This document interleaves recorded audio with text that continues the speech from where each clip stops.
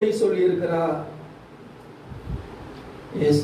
இயேசுவே சத்தியம், வசனமே சத்தியம். ஹல்லேலூயா. ஆமா. ஆகவே அவர் சத்தியத்தை சொல்லி இருக்கும் பொழுது நீங்கள் நானும் அந்த சத்தியத்தை நம்ம என்ன செய்ய வேண்டும்? சுவாசிக்க வேண்டும். ஹல்லேலூயா. யோவான் 8ஆம் அதிகாரம் 45வது வசனத்திலே அங்கே அவர் சொல்லுகிறத நம்ம பார்ப்போம். நான் உங்களுக்கு சத்தியத்தை சொல்லுகிறபடினாலே இதை விசுவாசிக்கிறது என்று சொல்லி தம்மை சூழ்ந்திருக்கிற ஜனங்களை பார்த்து சொல்லுகிறார்.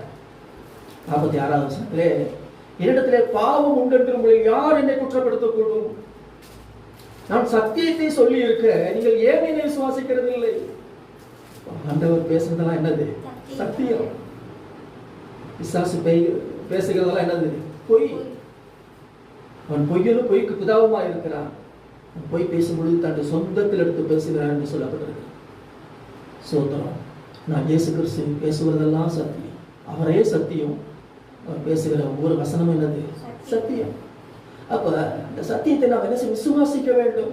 அதுதான் அங்க அவர் ஒரு அங்கலாயத்தை சொல்லுகிற ஒரு காரியத்தை பார்க்கணும். நான் சத்தியத்தை சொல்லி இருக்கும் பொழுது நீங்கள் ஏன் என்னை விசுவாசிக்கிறது இல்லை? ஏன் என்னை விசுவாசிக்கிறது இல்லை?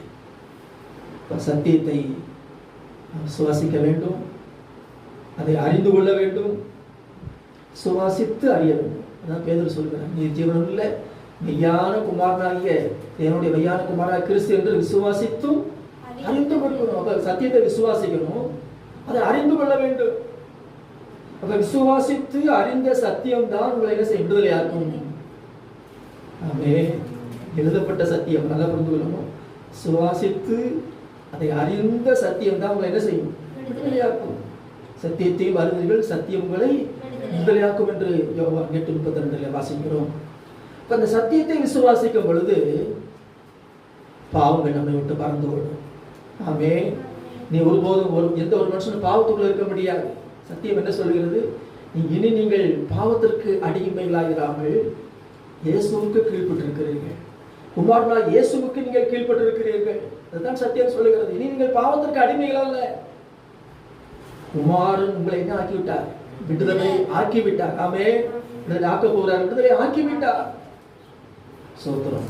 இந்த சத்தியத்தை நீங்கள் விசுவாசிக்கும் பொழுது பாவங்கள் உங்களை விட்டு பறந்து ஓடும். ஆமே.